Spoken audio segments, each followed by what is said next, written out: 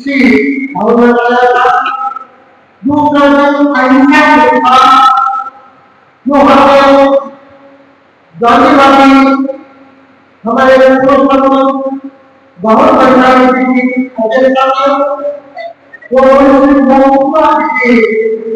साहित्य में जो सब कुमार देने से ऐसा बोला है मुझे रहेगा आज है इस तरह आज है भगवान का इसलिए सरकारी कार्यों में छुट्टी होने की जरूरत आज का कार्यक्रम हम यहाँ कुमार जी कुमार यहाँ संपर्क करने जा रहे हैं कार्यक्रम को प्रारंभ करने से पहले अलग जी का घूमन जी आगे का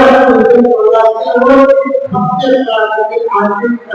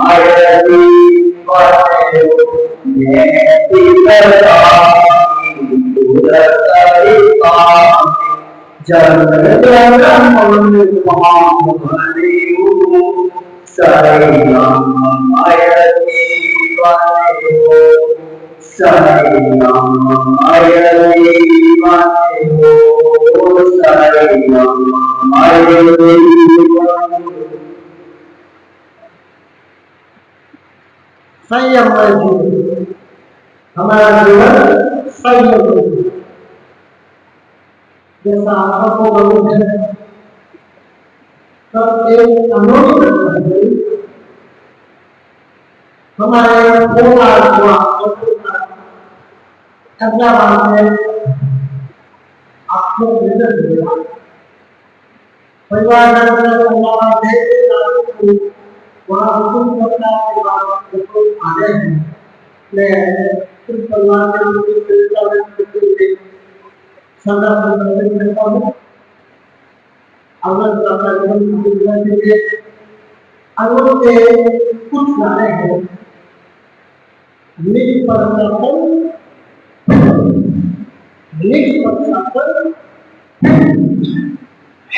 जन जन में जाते विश्वास जन जन में जाते विश्वास न्यूटन न्यूटन नया विश्वास अहिंसक चेतना का जन्म हो लेकिन नैतिक होने के साथ में हम सब क्या करते हैं अनवरत तेरा सभा युवक कन्या महिला तो भी हमारी क्या हमारे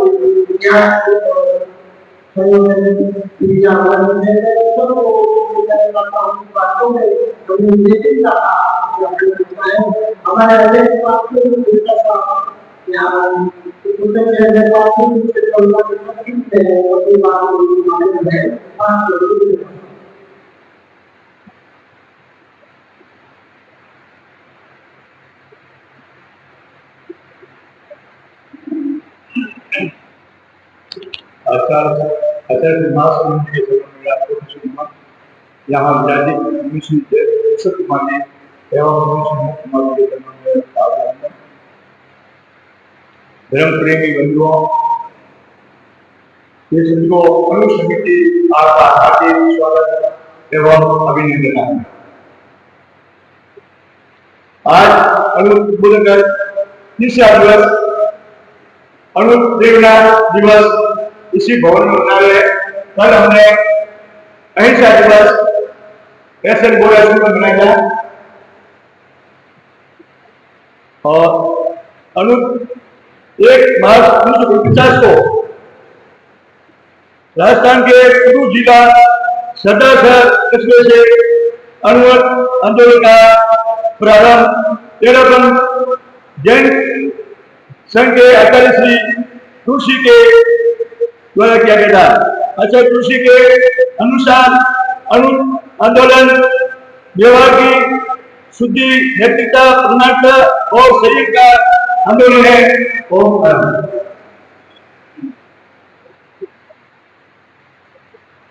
वास्तव में अल्बर्ट की स्थापना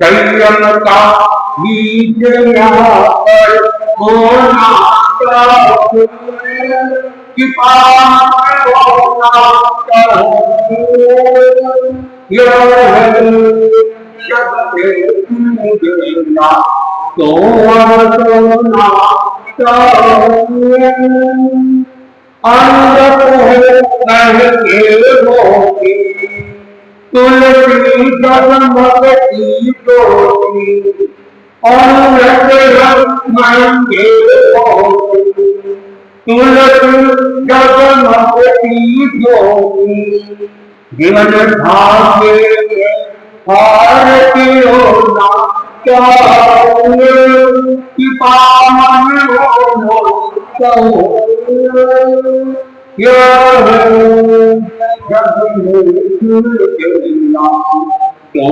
होना चाहिए हृदय होना चाहिए कि पावन होना चाहिए यह जग में तो होना चाहिए।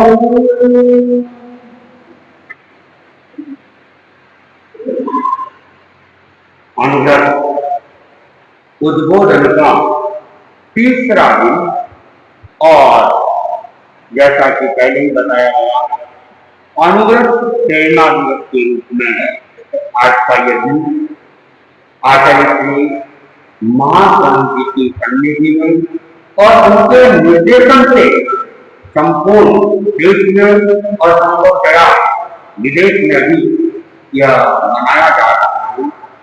अनुगत अपने आप में ये आचार्य तुलसी के द्वारा एक नए आंदोलन का प्रारंभ हुआ।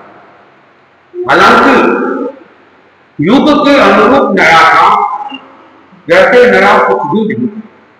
भगवान महावीर ने जो श्रावकों के लिए एक आचार संहिता लागू की थी, श्रावकों के लिए जो 12 व्रत की परिकल्पना की थी, उन 12 व्रतों का युग की भाषा में नए नियमों को नए रूप में प्रस्तुत आचार्य तुलसी ने किया था। और अणु यानी कि छोटा, व्रत यानी कि नियम, छोटे छोटे नियम कहते हैं कि छोटा सा नियम भी जीवन में आ जाए तो कहते एक छोटा सा नियम भी अनेक बार आत्म कल्याण का कारण बन जाता है। नियम लेना चाहिए और निष्ठा के साथ नियम का पालन करना चाहिए। और अंगत के ये जो नियम आचार्य तुलसी ने किसी धर्म संप्रदाय की सीमा में नहीं, बल्कि मानव मात्र के जीवन का विकास हो, उनमें अध्यात्म का प्रवेश हो, उस दृष्टि से उन्होंने इन नियमों की एक आचार संहिता बनाई। और अगर इन नियमों का पालन प्रत्येक मनुष्य करने लग जाए तो न केवल परिवार, न केवल समाज, न केवल गांव, राष्ट्र, बल्कि विश्व की समस्याओं का समाधान अनुव्रत की इस आचार संहिता से हो सकता है। क्योंकि वर्तमान में जो भी समस्याएं मुख्य रूप से हमारे सामने है, चाहे वह पर्यावरण की समस्या हो, चाहे वह आतंक की समस्या हो, तो अनुव्रत के नियम पर्यावरण समस्या का भी समाधान देते हैं, आतंक की समस्या का भी समाधान देते हैं, शांति और निशस्त्रीकरण की बात अनुव्रत दिखाता है। और जो आजकल अधिकतम चीजें जिसके अंदर मिलावट चल रही है, अनुव्रत कहता है प्रामाणिकता के साथ छलना पूर्वक हमारा व्यवहार नहीं हो और किसी को ठगने की बात नहीं करे, किसी चीज में हम मिलावट नहीं करें, तो अनुव्रत के माध्यम से हम ये इस समस्या का भी समाधान कर सकते हैं। साथ ही बहुत बड़ी समस्या बढ़ती जा रही है नशे की समस्या। हालांकि नशे की समस्या नई नहीं है, प्राचीन काल से ही चलती आई, लेकिन वर्तमान के अंदर वो और ज्यादा भयंकर रूप से ये सामने आ रही है। प्राचीन काल में नशे की कुछ कुछ सामग्रियां थी, लेकिन वर्तमान में नशे की सामग्री भी इतनी अधिक मात्रा में बनती जा रही है और ऐसी बनती जा रही है कि अगर वो डोज न मिले तो आदमी अपनी संपूर्ण शक्ति विहीन हो जाता है और वह खड़े होने के लायक भी नहीं रहता है। तो ये जो आजकल नशे की चीजें बन रही है, ये भी खतरनाक है, मानव समाज के लिए खतरनाक है। तो अनुव्रत इस समस्या का समाधान देता है और अनुव्रत नशा मुक्त विश्व बने ऐसा संदेश देता है। तो हम अनुव्रत के महत्व को समझे और जीवन में इन छोटे छोटे नियमों को अगर हम लेंगे और हमारे आस पास जो भी है हम उनको भी प्रेरणा दें और छोटे छोटे नियम उनको स्वीकार करवाए। ये ऐसे छोटे छोटे नियम हैं तो कोई भी व्यक्ति जीवन में अपना सकता है, जीवन में धारण कर सकता है। और कभी कभी तो कहते हैं छोटा सा नियम व्यक्ति के लिए चमत्कार घटित करने वाला भी हो जाता है। हालांकि हमारा उद्देश्य तो हमारा मानवीय जीवन स्वच्छ बने, पवित्र बने, हम अध्यात्म की दिशा में आगे बढ़े, निर्जरा की दिशा में आगे बढ़े। लेकिन कहते हैं कि जब निर्जरा होती है तो पुण्य का उपार्जन भी हो जाता है और कभी कभी वो पुण्य तत्काल भी फल दे देता है।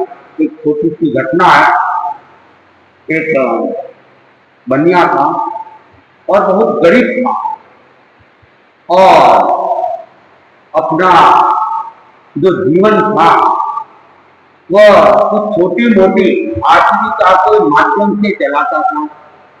कुछ किराने की आइटम लेके वो गांव गांव छोटे छोटे गांवों में घूमता, वहां बेचता और अपनी आजीविका चलाता था। और ये कहे कि रोज कुआं खोदना और फिर पानी की वो वाली बात थी। रोज कमाता तो उसे भोजन मिल जाता और कभी छुट्टी लग जाए तो अनेक बार परेशानी भी पैदा हो जाती थी। जब ऐसी स्थिति होती है तब व्यक्ति धर्म ज्ञान की जो समय निकाल सके वह भी बड़ा मुश्किल हो जाता है। तो वो प्राय कभी जाता नहीं था। एक बार संत मिल गए, प्रेरणा दी, अरे भाई प्रवचन तू सुन लिया करो। तो उसने कहा ठीक है, कोशिश करूंगा। एक दिन वो प्रवचन के अंदर चला जाता, और मुनि के प्रवचन को सुना। और प्रवचन के बाद में मुनि ने सबको प्रेरित किया कि आज के दिन अपनी अपनी इच्छानुसार कोई एक त्याग ले लो। तो जिसकी जैसी इच्छा थी उन्होंने अपना नियम अपने मन में संकल्पित किया और मुनि के सामने नियम ले लिया। वो बनिया उसने देखा भाई मेरे से तो ये सब नियमों की पालना होना मुश्किल है। तो उसने पंतों को कहा, आपने कहा तो सही, लेकिन आज तक मैंने कोई नियम लिया नहीं है और नियम की पालना मेरे से होगी नहीं होगी, इसलिए मैंने नियम तो कुछ भी नहीं लिया है। संतों ने कहा कुछ भी ले लो, जैसी तुम्हारी इच्छा हो कोई भी एक नियम ले लो। उसने कहा मुझे तो कोई समझ में नहीं आ रहा है, आप ही कोई नियम दिला दे। तो संतों ने कहा कि ठीक है, तुम गांव गांव घूमते हो तो आज के दिन कोई भी चीज रास्ते में कभी मिल जाए, रास्ते में दिख जाए, तो बिना किसी की अनुमति के वह तो नहीं लो। उसने कहा ठीक है, ये तो ठीक है, इसमें मुझे कोई दिक्कत नहीं है। अगर मुझे कोई रास्ते में कुछ मिल गया तो मैं उसको आज नहीं लूंगा। एक दिन का उसने नियम ले लिया। अब वह घर जाता है और घर जाकर खाना वगैरह खा के अपना जो भी सामान था बेचने का वह लेके गांव के लिए, वो पुराना जमाना था, पैदल ही वह रवाना हो गया। और वह जब आस पड़ोस में नजदीक का गांव था वहां से अपना सामान वगैरह बेचा, शाम के समय वापिस लौट रहा था और जंगल आया और उसको शारीरिक आवश्यक कार्य के लिए जाना पड़ा। लोटा वगैरह साथ था, पानी वहां जंगल में कहीं नदी वगैरह उपलब्ध था, तो वह अपना आवश्यक कार्य निपटा के वो लोटे को मारने के लिए जमीन को खुरद रहा था। और योग ऐसा बना कि वहां पे कोई चरु था, तो वो चरु तांबे का पित्तल का रहा होगा, तो लोटे के तौर पे टकराया तो आवाज आ गई। उसने देखा ये क्या है, तो उसने उसको और खुदा तो उसको और कर दी। उसने उसको चारों तरफ से घूरना चालू किया तो देखा अरे ये तो चरु है, और चरु के अंदर क्या है, सोने की मोहर है। लेकिन उसको याद आया अरे मैंने तो नियम लिया है, रास्ते में कोई वस्तु दिख जाए मिल जाए मुझे आज वस्तु लेनी नहीं। तो उसने कहा आज तो नियम लिया है और जीवन में मैंने पहली बार नियम लिया है, अब इसको तो मुझे पालन करना है। और लगता है कि नियम का ही कोई चमत्कार है कि इतने धन का मुझे दर्शन का सौभाग्य मिल रहा है। आज तक तो कभी देखा नहीं था, लेकिन आज इस नियम जब दिया तो कम से कम धन के दर्शन तो हो गए, मुझे आज ये धन मिल गया। और उसने क्या किया, उसके ऊपर वापिस मिट्टी डाल दी कि नियम तो मेरे आज का है, कल का तो है नहीं, तो कल आके मैं धन ले लूंगा। कम से कम आज मैं अपने नियम की पालना को प्रामाणिकता के साथ कर लूं। तो उसने वो वापिस एकदम कर दिया और एक लकड़ी ली और लकड़ी वहां पे निशानी के रूप में कहीं भूल जाए कर जाए तो एक लकड़ी वहां पे खोद के डाल दी ताकि आऊंगा इस लकड़ी को देख के पहचान हो जाएगी जरूर कहां। अब वहां से रवाना हो गया, लेकिन दिमाग में घूम रहा आज इतना धन मिला है और ये धन ले लेता जीवन भर की समस्या का समाधान हो जाता। लेकिन धन लो तो नियम जाए और नियम की पालना करो तो धन की कोई किसी और के हाथ नहीं लग जाएगा। तो वही घूम रहा था उसने कहा नियम की तो पालना करनी है, अपने भाग्य में होगा तो मिल जाएगा। तो अब वो धन भी घूम रहा था, नियम भी घूम रहा था और कैसे कैसे मोजिल मन से घर पहुंचा। और उसकी जो पत्नी थी उसने खाने की व्यवस्था वगैरह की, तो देखा कि आज पतिदेव के माथे के ऊपर कुछ फिकर है, कुछ तनाव है, कुछ टेंशन है। तो उसने पूछा क्या बात है, आज ऐसे मन भारी क्यों है? तो रम्या ने बताना उचित नहीं समझा, लेकिन वो पत्नी उसने का कोई ना कोई बात है, आप मुझे कुछ छुपा रहे हो, आपको बताना तो पड़ेगा। लेकिन जब खुद आग्रह किया तो वह बनिया ने कहा कि आज मैं सवेरे संतों के वहां गया था, प्रवचन सुना था और प्रवचन के बाद संतों ने मुझे नियम दिलाया था कि आज दिन भर में रास्ते में कोई चीज मिल जाए, दिख जाए तो उसे बिना किसी की आज्ञा को उठाना नहीं है। तो क्या हुआ उसमें कि मैं जब आ रहा था और लोटे को मान रहा था तो लोटे से बहुत टकराई और मैंने खोल के देखा तो एक जरूर था और उसके अंदर क्या सोने की मोर।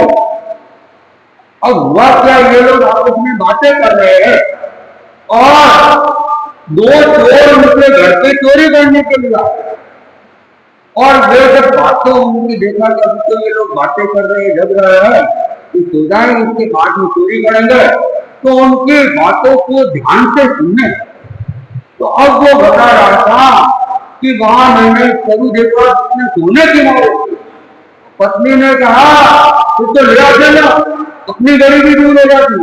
उसने कहा मैंने आज तो नियम लिया था और भला आज भी पहली बार नियम ले, कैसे तोड़ सकता था? अरे उसने कहा अब भी बोले हो, अरे नियम टूट जाता वापिस ले लेते, प्रायश्चित ले लेते, लेकिन ऐसा मौका बाहर नहीं मिलता। अब पत्नी भी उसको डांटने लगी। उसने कहा मैंने जीवन में पहली बार लिया, अपने भाग्य में होगा तो कल मिल जाएगा और भाग्य में नहीं होगा तो नहीं मिलेगा, मैं तो नहीं जाऊंगा और जो नियम लिया है मैं तो उसकी पालना। तो वो पत्नी बोली वो धन है कहाँ, कि जहाँ धन है उसको मैंने वापिस ढक दिया है और एक लकड़ी वहां पे मैंने अटका दी है ताकि सुबह जाऊंगा तो निशानी देख के मैं उस स्थान से लेके आ जाऊंगा। और चोरों ने देखा सारी बात, उन्होंने देखा इतना सारा धन है तो अपने को वहां जाने यहाँ आप चोरी करने की कहा जरूरत है, वही से अपन तो सोने की मोर ले ले। तो चोर को उल्टे पैर जो उसने पत्नी को बताई हुई बनिया ने बात, वहां गया तो उनको एक लकड़ी दिख गई। उसने देखा जगह तो यही है, तो उन्होंने वहां आसपास की जगह खोजी तो चोरू दिख गया और वो अंधेरे के अंदर चोरू में हाथ डालते हैं मोरे है कि नहीं। और वहां तो क्या होता है, अंदर तो बिच्छू भरे हुए थे और बिच्छू में ढंग लगाया और दोनों बनिया ने धोखा कर दिया, बनिया ने धोखा कर दिया, बनिया ने धोखा कर दिया। अब वो जैसे कहते सुरक्षित कुछ निकालते हैं कि बात क्या है कि वास्तव में नीचे तो मारे नहीं है, ऊपर ही कोई बिच्छू आ गया तो उसको लेते हैं, थोड़ा प्रकाश करके देखते हैं तो अंदर तो मोरे मोरे कुछ नहीं, बिच्छू ही बिच्छू भरे।